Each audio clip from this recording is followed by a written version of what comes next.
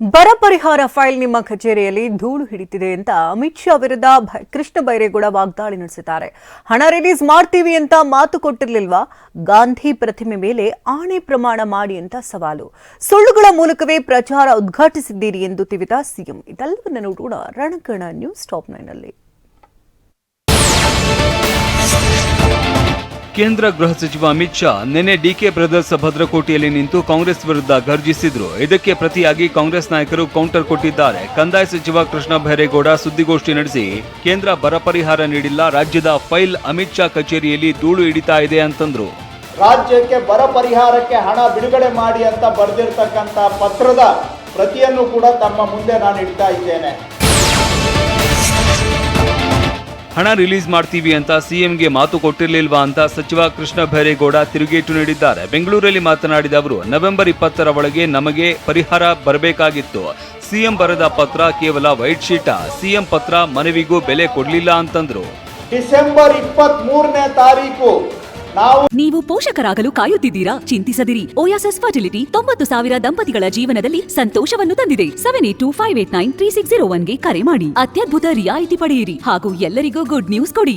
HLC ಸಭೆಯನ್ನ ಮಾಡಿ ಅಂತಿಮ ತೀರ್ಮಾನ ತೆಗೆದುಕೊಳ್ತೇವೆ ಅಂತೇಳಿ ನೀವು ನಮ್ಮ ಮುಖ್ಯಮಂತ್ರಿಗೆ ಮಾತು ಕೊಟ್ಟಿದ್ರಾ ಇಲ್ಲವಾ? ಗಾಂಧಿ ಪ್ರತಿಮೆ ಮೇಲೆ ಆಣೆ ಮಾಡಿ ಹೇಳ್ತೀನಿ ಅಂತ ಕೃಷ್ಣ ಬೈರೇಗೌಡ ಸವಾಲು ಹಾಕಿದ್ದಾರೆ. ಬೆಂಗಳೂರಲ್ಲಿ ಮಾತನಾಡಿದ ಅವರು, ಡಿಸೆಂಬರ್ 20ರಂದು ಅಮಿತ್ ಶಾರನ್ನ ಭೇಟಿಯಾಗಿ ಮನವಿ ಸಲ್ಲಿಸಿದ್ವಿ. ಆಗ ಡಿಸೆಂಬರ್ 23ರಂದು ಸಭೆ ನಡೆಸಿ ಹಣ ಕೊಡ್ತೀವಿ ಅಂದ್ರೆ ನೀವು ಇಲ್ಲ ಅಂತ ಹೇಳಿ ನಾನು ಗಾಂಧಿ ಪ್ರತಿಮೆ ಮೇಲೆ ಆಣೆ ಮಾಡಿ ಹೇಳ್ತೀನಿ ಅಂತ ಅಮಿತ್ ಶಾಗೆ ಸವಾಲು ಹಾಕಿದ್ರು. ಅವ್ರು ಹೇಳಿದ್ದ ಟೈಮ್ಗೆ ವಿಧಾನಸೌಧದಲ್ಲಿರುವಂತ ಗಾಂಧಿ ಸ್ಟ್ಯಾಚ್ಯೂ ಎದುರುಗಡೆ ನಾನು ಬರ್ತೇನೆ, ಸತ್ಯ ಪ್ರಮಾಣ ಮಾಡಿ ಹೇಳಿ, ನಾವು ಬರ್ತೇವೆ, ನೀವು ಮಾತು ಕೊಟ್ಟಿದ್ರ ಇಲ್ವಾ ನಮಗೆ? ರಾಜ್ಯದ ಪರವಾಗಿ ಮುಖ್ಯಮಂತ್ರಿಗಳು ತಮ್ಮನ್ನ ಭೇಟಿ ಮಾಡಿದಾಗ ನಾವು ಸಹ ಪ್ರಮಾಣ ಮಾಡ್ತೇವೆ. ಇನ್ನು ನಿನ್ನೆ ಮೈಸೂರಲ್ಲಿ ಸಿಎಂ ಸಿದ್ದರಾಮಯ್ಯ ಕೇಂದ್ರದ ವಿರುದ್ಧ ಗುಡುಗಿದ್ದಾರೆ. ನಾವೆಷ್ಟು ಮನವಿ ಮಾಡಿದ್ರೂ ಬರ ಪರಿಹಾರ ನೀಡಿಲ್ಲ. ಅಮಿತ್ ಶಾ ಅವರು ತಮ್ಮ ಮನೆಯಿಂದ ಪರಿಹಾರ ಕೊಡ್ತಾರಾ? ಅದೇನು ನಮಗೆ ಭಿಕ್ಷೇನಾ ಅಂತ ಕಿಡಿಕಾರಿದ್ರು. ಪರಿಹಾರ ಕೊಟ್ಟಿದ್ದಾರೆ. ಅಮಿತ್ ಶಾನೇ ಚೇರ್ಮನ್, ಅದಕ್ಕೆ ಮೇಕೆದಾಟುಗೆ ಪರ್ಮಿಷನ್ ಕೊಟ್ಟಿದಾರ, ಮಾದಾಯಿಗೆ ಎನ್ವೈರನ್ಮೆಂಟ್ ಕ್ಲಿಯರೆನ್ಸ್ ಮಾಡಿದಾರ, ಆಮೇಲೆ 15 ಫೈನಾನ್ಸ್ ಕಮಿಷನ್ ಶಿಫಾರಸ್ ಮಾಡಿರ್ತಕ್ಕಂಥ ಪರಿಹಾರ ಕೊಟ್ಟಿದಾರ, ಅಪ್ಪರ್ ಭದ್ರಾ ಪ್ರಾಜೆಕ್ಟ್ಗೆ 5,300 ಕೋಟಿ ಕೊಡ್ತೀವಿ ಅಂತ ಕೊಟ್ಟಿದಾರ. ಯಾಕೆ ಓಟ್ ಕೊಡ್ಬೇಕು ಅವ್ರಿಗೆ? ಅಮಿತ್ ಶಾ ಆಕ್ಚುಲಿ ಅವ್ರಿಗೆ he has no moral right. CM Siddaramaiah tweet ಮೂಲಕವೂ ಅಮಿತ್ ಶಾಗೆ ತಿರುಗೇಟು ನೀಡಿದ್ದಾರೆ. ಸನ್ಮಾನ್ಯ ಗೃಹ ಸಚಿವ ಅಮಿತ್ ಶಾ ಅವರೇ, ನಿರೀಕ್ಷಿಸಿದಂತೆಯೇ ರಾಜ್ಯದಲ್ಲಿ ನಿಮ್ಮ ಪಕ್ಷದ ಚುನಾವಣಾ ಪ್ರಚಾರವನ್ನ ಸುಳ್ಳುಗಳ ಮೂಲಕವೇ ಉದ್ಘಾಟಿಸಿದ್ದೀರಿ. ಇದಕ್ಕಾಗಿ ಅಭಿನಂದನೆಗಳು ಅಂತ ಕಾಲೆಳೆದಿದ್ದಾರೆ.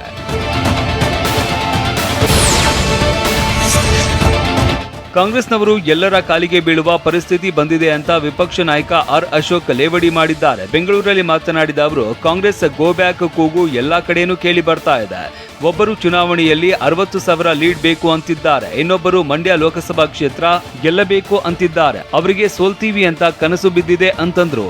ಒಬ್ಬರ ಮೇಲೆ ಒಬ್ರು ಇಂಡೈರೆಕ್ಟ್ ಆಗಿ ಟವಲ್ ಹಾಕಿದ್ದಾರೆ. ಸಿಎಂ ಸೀಟ್ಗೆ ಇಬ್ರು ಕೂಡ ಟವಲ್ ಹಾಕಿ, ಒಬ್ರು 60,000, ಒಬ್ರು ಮಂಡ್ಯ ಸೀಟಿನ ಗೆಲುವು, ಇಬ್ಬರಿಗೂ ಟವಲ್ ಹಾಕೊಂಡು ಕೂತಿದ್ದಾರೆ. ಈಶ್ವರಪ್ಪ ಅವರು ಪಕ್ಷದ ವಿರುದ್ಧ ಹೋಗಲ್ಲ ಎಂಬ ವಿಶ್ವಾಸವಿದೆ ಅಂತ ಕೇಂದ್ರ ಸಚಿವ ಪ್ರಹ್ಲಾದ್ ಜೋಶಿ ಹೇಳಿದ್ದಾರೆ. ಹುಬ್ಬಳ್ಳಿಯಲ್ಲಿ ಮಾತನಾಡಿದ ಅವರು, ಬಂಡಾಯ ನಾಯಕ ಕೆಎಸ್ ಈಶ್ವರಪ್ಪಗೆ ಅಮಿತ್ ಶಾ ಕರೆ ಮಾಡಿದ್ದಾರೆ. ಈಶ್ವರಪ್ಪನವರು ಹಿರಿಯರು, ಬಹಳ ನಿಷ್ಠಾವಂತ ಕಾರ್ಯಕರ್ತರು. ಒಂದೇ ಒಂದು ಮಾತಿಗೆ ಈಶ್ವರಪ್ಪ ಸೀಟ್ ಬಿಟ್ಟುಕೊಟ್ಟಿದ್ದಾರೆ. ಈಗ ಪಕ್ಷದ ವಿರುದ್ಧ ಹೋರಾಡಲ್ಲ ಅಂತಂದ್ರು. ಪಕ್ಷದ ಹಳಬರು ಮತ್ತು ನಿಷ್ಠಾವಂತರು ಅಂತಂದ್ರೆ ಲಾಸ್ಟ್ ಟೈಮು ಅವರು ಒಂದೇ ಮಾತಿಗೆ ಅವರು ಸೀಟ್ ಬಿಟ್ಟುಕೊಟ್ಟವರು. ಅದ್ರ ಜೊತೆಗೆ ಅವರ ಅಧ್ಯಕ್ಷದಾಗ ನಾನು ಪ್ರಧಾನ ಕಾರ್ಯದರ್ಶಿ ಇದ್ದೆ, ಅವರು ಮೊದಲನೇ ಸರತಿ ಅಧ್ಯಕ್ಷ ಇದ್ದಾಗ ನಾನು ಜಿಲ್ಲಾ ಅಧ್ಯಕ್ಷ ಇದ್ದೆ. ಹೀಗಾಗಿ ನಮಗೆ ಅವ್ರಿಗೆ ಒಳ್ಳೆಯ ಆತ್ಮೀಯ ಸಂಬಂಧನೂ ಅದ. ಹಾಗಾಗಿ ಅವರ ನೇಚರ್ ನನಗೆ ಗೊತ್ತು. ಅವರು ಪಾರ್ಟಿಯ ವಿರುದ್ಧ ಹೋಗಲ್ಲ ಅಂತ ನನಗೆ ವಿಶ್ವಾಸ. ಮೈಸೂರು ಕ್ಷೇತ್ರದ ಬಿಜೆಪಿ ಅಭ್ಯರ್ಥಿ ಯದುವೀರ್ ಬೆಳಗ್ಗೆ 10:30ಕ್ಕೆ ನಾಮಪತ್ರ ಸಲ್ಲಿಸಲಿದ್ದಾರೆ. ಕೋಟೆ ಆಂಜನೇಯ ಸ್ವಾಮಿ ದೇವಾಲಯದಲ್ಲಿ ವಿಶೇಷ ಪೂಜೆ ಸಲ್ಲಿಸಿದ ಬಳಿಕ ಜಿಲ್ಲಾಧಿಕಾರಿ ಕಚೇರಿವರೆಗೂ ಮೆರವಣಿಗೆ ಕೈಗೊಳ್ಳಲಿದ್ದಾರೆ. ಕೈ ಅಭ್ಯರ್ಥಿ ಎಂ ಲಕ್ಷ್ಮಣ್ ಮಧ್ಯಾಹ್ನ 2 ಗಂಟೆಗೆ ನಾಮಪತ್ರ ಸಲ್ಲಿಸಲಿದ್ದಾರೆ. ಅದಕ್ಕೂ ಮುನ್ನ ಟೆರಿಷಿಯನ್ ಕಾಲೇಜು ಮೈದಾನದಿಂದ ಮೆರವಣಿಗೆ ಹೊರಡಲಿದ್ದಾರೆ. CM Siddaramaiah, DCM DKShi, doctor G Parameshwar, Satish Jarkiholi ಹಾಗೂ ಹಲವರು ಸಾಥ್ ನೀಡಲಿದ್ದಾರೆ.